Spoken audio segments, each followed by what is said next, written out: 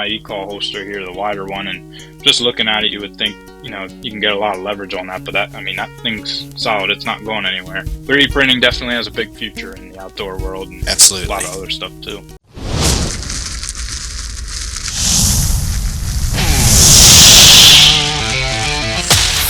Welcome to the Alpha Outside Podcast, where the dark ain't the end of the day, it's just the beginning. Around here, we dive into the gear, the strategies, and the real stories from the field.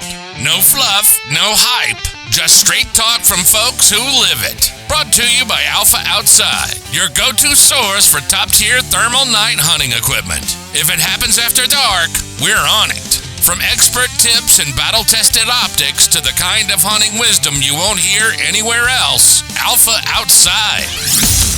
Whether you're seasoned or just getting started, this is where serious night hunters get the insight they need to stay sharp, shoot straight, and hunt smart. So grab your rig, settle in, and let's get after it. This is the Alpha Outside Podcast. And now your host, Chad Annon.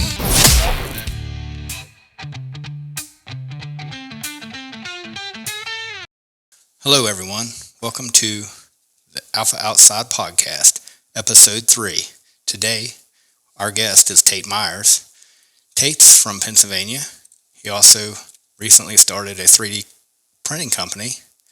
We wanted to get Tate on and interview him about what he has going on in his life and a little bit about his company.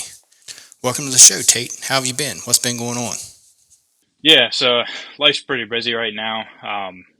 Me and my wife just had our first daughter back in November, so she's coming on 9 months old, and so that's super fun. She's busy and growing like a weed, and cool to see her grow up. Busy with night work stuff and trying to work on some new products and whatever that way, and get a website up and rolling. And then we have a Springer Spaniel that I bought about 2 years ago and trained for pheasant hunting. So we're off and on buying birds and trying to keep him fresh on the hunt and whatever that way. So, but he just got hosed by a skunk last night, so that was a little bit of fun for the weekend to deal with. So let's go into a little bit of your hunting background. You've been predator hunting. We talked prior to the show that you've been predator hunting for about 6 years. Who got you into that? And I know when you're into Pennsylvania, there's a whole lot of red fox, more so than coyotes. So you're shooting a Rix Storm S6, and prior to that, it was just red lights. Is that what? I'm a diesel mechanic by trade, so I work on heavy trucks and trailers. And when I started working there, I connected with one of my coworkers at the time, and him and his brother-in-law just kind of were getting into predator hunting the year before. Didn't have a ton of luck the first year, but I started hanging out with them more, and we ended up going some then that fall and winter. They have a cabin, central PA, and so we went up a couple of times throughout the year and hit it pretty hard. And since then, we started going up to New York. We have a buddy that has some property up there, so we either take a pop-up camper or a hot tent and crash in his backyard. And in the middle of winter, it makes for some fun stories, but that's kind of how we started. And started with red lights, and we've been pretty successful ever since then, slowly starting to shoot more and set a goal each year of, this is what I want to kill this year, and it kind of goes up it's been going up pretty steady from there. But this past year, I had a small motorcycle, and I sold that, and I said, I'm going all in. I'm buying thermal this year. So I bought it, I think, around December this past year, and got to run it a little bit the next few months of that fall. So that was cool to get to use and find some success with. Your area of Pennsylvania, do you have a lot of public ground, or do you have private properties, or? There's not much public. I mean, there's public around, but it's mostly just forest. So we pretty much all the land that we hunt is private land, just door knocking, and every year kind of spread our areas that we hunt farther and farther. But yeah, it's primarily reds where I'm at. We're kind of the central for the U.S. for the red fox population, and you have to drive a little bit to get into coyotes, which was this past year. Once I bought my thermal, I started to do that a little more, is target coyotes more specifically. I'm still trying to work on my first. I had a couple call-ins this year and couldn't make it happen. Gave one a belly rub and just breezed under it, which was humbling, but the record feature on the S6 was good to see what happened. Otherwise, you're standing there like, what on earth happened? But yeah, so it's fun for sure. Yeah. So what did happen? Just Yeah, too low. it was me and my dad were hunting, and we had called a couple spots and didn't have any luck. And at the last one, we had just finished calling. We were getting ready to head home, and put my gun down and started walking to get my caller, and just happened to scan up with the K3, and he popped up over a ridge, and I ran back and got on the tripod, and he was maybe a hair farther than I thought. It was a little more like 150, and I was picturing him more at 100. I aimed low to begin with, and then it dropped a little bit, and just you can see right where the crosshairs were. It just skimmed under him. But Yeah, it's yeah, easy to for do. sure. But it'll happen soon. I know it. Is there a lot of hunting pressure around you? As far as reds, for sure. There's a lot of people getting into the sport, and which is good. It's good to have more hunters, but it definitely makes it a little more difficult in some ways. Just trying to get call-ins and whatever that way. But it's fun seeing other people and getting to talk to other hunters every once in a while. And you can pretty much figure any property that you get or have has at least 3 to 5 other people that have permission there. There's not really many farms that are unspoken for. Does a red fox get pretty smart to calling, or like a coyote would, or? Beginning of the season, we can hammer them pretty good. They come into kind of whatever, and you can catch them out in the field a lot and whatever that way. But towards the end, it definitely gets a lot harder. You can tell they're call shy. It takes, if we run 15, 20-minute stands, it might take every bit of that till they pop out and trying new sounds and whatever that way to throw them off. What is a good night? 3, 4, 6? We've had higher number nights. It's pretty consistent, 2 to 4, but it varies. We usually see them every night. It's just a matter of making it happen or not. It's a lot of small fields and fighting with backlighting and stuff like that. You shoot you hunting with 2 different calibers? You have one for fox and one for coyotes? I have a 17 Hornet that I run mainly around for fox, and then I build a 223 for coyotes, which I used a little on fox this year just because I have my thermal on that and wanted to get some time behind it. A lot of the areas we hunt are small fields, and it's not ideal to be throwing big metal around. But the 17 Hornet's super hot and dies off pretty quick after 200-300 yards. So it's a lot safer to use around some of the farms we're hunting at. The farms in that area, are they cattle farms, dairy farms? A little bit of everything. Anything from specifically ag to a lot of cattle, or a lot of beef and dairy, and a lot of chickens too. So chicken farms are usually pretty hot. I bet they are. Yeah. Yeah. So let's talk shop. Let's talk a little bit about your 3D printing company. What's the name of it, and how'd that all come about? Yeah. So it's Nightworks LLC. We're probably about 5-6 months in now, but I've always dreamed of having a business, and in the past 2 years or so, I've been trying a couple different things, trying to figure something out and get something going. I had some different ideas.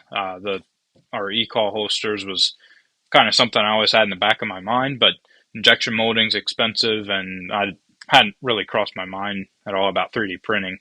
But I started out with wanting to make a chassis for my 17 Hornet. There's not a ton of options. There's a company that makes wooden ones, but I wanted something a little more modular, like the MDT chassis or something like that. So I had bought a block of aluminum and used our mill at work, and I started kind of shaving away. I had my drawing laid out and whatever, and it was going okay for a little while, but I quickly said, that's it. I'm not doing this anymore. It takes too much time. But I was going to have a machine company, then, duplicate it and go from there. But, I scratched that. And then I had kind of the idea for, if like in the tactical side, the battle belt sort of setup, that it would have Molly the whole way around, and you could, run different attachments on it wherever you wanted. And I'd still like to do something like that, but I was pursuing that for a little while. The first company I was working with kind of said, screw you, and threw it in the can after I got a little ways in. And I was working with another company. We were kind of going through the phase of, this is what I want, whatever that way. And then I'd said earlier, we're junior youth leaders at church. So one of my middle schoolers came to me and said, "Hey, do you want to buy my printer from me? I'm looking to upgrade, and so I want to get rid of this one, use that money." And so I was like, well, I never really thought about it, but I'll take it. I'll give it a shot. You didn't want too much for it, and it's a pretty basic printer. Bought it from him, and I had made up some, if you know what my call holsters looks like, they were a 2-piece one that I had a belt that I was kind of playing around with to see what I liked and didn't like while I was talking with the prototype company. And then once we got into the quoting phase, he threw me a number, and it kind of shocked me a little bit what I was going to get into it. And I wasn't quite ready to commit to something like that without knowing I was going to have buyers. So I had taken a picture of my belt with the call holsters that I had made with my X24 hanging from it, just to kind of give some ideas, and posted in some predator hunting groups and said, "Hey guys, this is what I'm looking to make. What would the interest level be on something like that?" And I didn't have a ton of interest right off the bat, but a guy that I'm pretty good friends with now from Louisiana messaged me and said, "Hey, that call holster is sweet, but could you make me one in a 1-piece that I could just wear on my belt?" And I was like, "Yeah, I'd never really thought about it in that way." So he gave me some time, and I drew something up and came up with the X24 holster.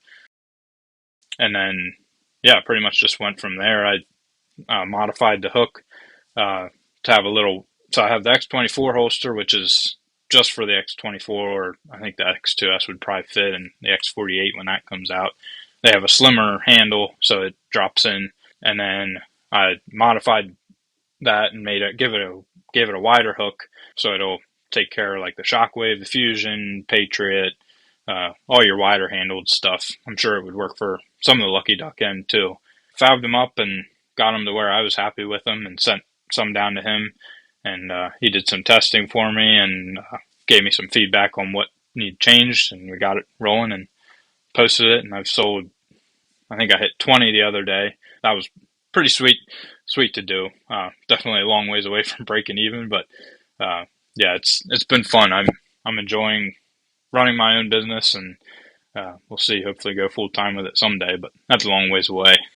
I personally use the holster, and so does my hunting partner, and it really frees up your hands, and you have that extra hand, and it's deep. I like how deep it is. It sits down in there really well. It's not going to come off. Your call is not going to come out of there, and it's really nice, simple, and works. My fuel behind it was, it's not something that's going to be for everybody. A lot of guys use lanyards and whatever that way, and that's totally fine. But I wanted something that, it's more of a niche thing. Like guys that don't like to use lanyards have another option for it. I know it's not going to sell to every person on the planet, but those select few guys that want to try something different, it can, do the job for. Jeremiah that I hunt with, he used a lanyard prior to, and he likes the holster much better. So as far as 3D printing, is that something that you just recently got into, or is that something that you knew how to do prior to starting this business, or did you have to do some homework to learn it? No, I had no recollection or no idea of anything about it when I started. I got it, and my middle schooler that sold it to me, he kind of gave me a rundown on what to do, and I visited YouTube Academy quite a bit and still do, but just watch a bunch of videos, and a lot of messed up plastic, a lot of throwaways, and finally getting it to where I want it and figuring things out. But that one that I started throwing some codes, and I was having some issues with it, so I just recently bought another one that I can do different colors with, so I'm hoping to get some different patterns on them out. That's proving to have its own challenges to get it to where I'm satisfied with it. But it's fun. It's nice to have two now. I think I got my first one, the code's panned out, so I can have one that's more of a production one, and the other one I can have as more of a testing and whatever, prototyping. So, but that's all self-taught, and just proves you don't need to go to school for all this stuff. Right, exactly. Do you have anything in the works? You don't have to spill all the beans, but Are you testing some other products, or you have some other ideas? Yeah, I'll be a little loose-lipped on one of them. So I'm working on a holster for the TX1000. I have it here. It's a little hard to see, but it's going to be very similar to the X24 holster, except I have slots the whole way around, so you can run it on your belt like this. You can run it laterally, and then had a couple guys mention about maybe wearing it on their leg, having some sort of a strap and buckle. So I might figure that out. But pretty much drops in, and it's has some little active retention tabs in there. So it's solid. It's not coming out. So the plan would be to run that on your hip, and then you'll have a separate holster. This one's not quite finished yet, but this you can bolt to the tripod. It'll be able to change the angle of it so that when you're looking at it, it's straight on. A lot of the stuff you see out there that for remote clamps seems to follow the contour of the tripod, so then it's always going to be on an angle. So I'm working on a system to be able to turn it so that when you're facing your tripod, it's vertical with you. But that one does not have any tabs in it. It's just drop in. So if you need to move or pull it out, some guys like to hold it in your hand for pressing buttons in that way. Yeah, that's what I'm working on at the moment. I'm hoping to maybe mid-August sometime get that wrapped up, and then I have a whole list of other crap I want to work on and things I'm excited about. Those I'm not quite ready to drop yet. But there's some stuff I'm pretty excited about for the rest of the year. I sent in an application to do the Great American Outdoor Show in Pennsylvania, the big one. I'm waiting to hear back on that, but that'd be super helpful for kind of getting things out there. And that's sort of my struggle at the moment is, just you can only go so far. A lot of the Facebook groups don't want dealers or whatever advertising stuff, so that makes it hard for getting your name out. But it's growing at a good rate, and yeah, I'm super excited for what the rest of the year has to hold. Well, hopefully this podcast might help out a little bit. Yeah, I appreciate it. It's good to see guys getting into it, and helping some other guys out with getting started. Do you see 3D printing being a big part of the hunting industry in the next 10 to 15 years? Or is it something that's just starting to take off? That's an interesting question. I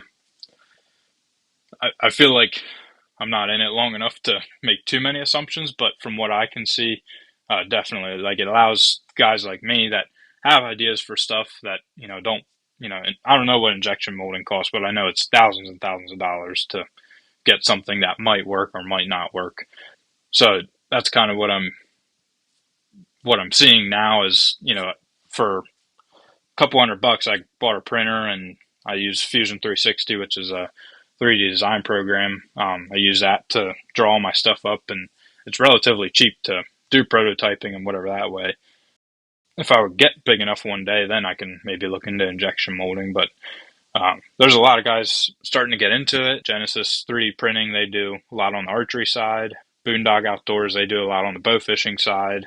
So haven't seen much on the predator side that's of decent size. So this is something different for the predator hunting community. Whether it goes anywhere or not, we'll see. But it's kind of all in God's hands. He's led things for me pretty well up to this point, and I'm trusting him with the business. If he wants it to go anywhere, that's up to him, and if not, I'm kind of at his will. But yeah, to answer your question, I do see it growing a lot. It gives us little guys, a way to use our creativity and make something help others out. Anything else you'd like to add on? No, not really. Like I said, I appreciate you giving me the time to talk a little bit, and hopefully the podcast grows well for you guys too. Cool to see you guys go so far. I appreciate it. Thank you. And thank you for being a customer of mine. I'll be back again. That's for sure. I'm loving the K3, but it's going to be, that'll be the first to get upgraded. Yeah. So if somebody wants to get a hold of you or wants to buy your product, what's the best way to go about that? Yeah. So I'm on Facebook and Instagram. I'd have to look. It's either Nightworks or Nightworks LLC is the tag. So far, I'm just doing private message sales. So if you want to buy one, you can get a hold of me through that. Working on a website that I'm hoping to roll out mid-August. That's very dependent on life. We're coming down to the wire on that. That should be ready pretty soon. But yeah, all this, any questions, comments, concerns, want to buy anything, reach out through Instagram or Facebook. But yeah, our ECAW and X24 holsters are $15 a piece, and then plus shipping. Feel free to reach out, and I'm enjoying getting to talk to guys. That's the one downside about starting a website is I won't get to have that communication. It's fun to talk to guys and share hunting stories and pictures and whatever that way. So, but yeah, definitely reach out or give us a follow. Like, I want to let everybody know that, like I said, I personally use this product, and so does my hunting partner. And like the other night, we was coming out of the woods after he shot a coyote, and he needed an extra hand, and he just put his pull rope into the call holster. Oh yeah, and drug the coyote that way. That's awesome. Yeah, it has dual purpose. Another thing on the 3D side is I haven't caught much flack on it, but I do see some of these other 3D companies that, people are like, oh, 3D printing is so weak and whatever. And I would definitely challenge you on that, because it's all in how it's made, and these are pretty strong products. It's very strong. If I put it here on the table in front of a stranger, they would never know it was 3D printed. I have my e-call holster here, the wider one, and just looking at it, you would think, you can get a lot of leverage on that, but that thing's solid. It's not going anywhere. 3D printing definitely has a big future in the outdoor world, and absolutely a lot of other stuff too. Well, Tate, I think we're going to sign off here, and appreciate you coming on, like I said. Yep. And just want to let everybody know that they can follow the Alpha Outside podcast on YouTube, Spotify, Apple. Yeah, like I said, thanks for coming on. Yeah, appreciate it. Good luck to you guys, and I hope it goes well. Thanks for giving me a platform too.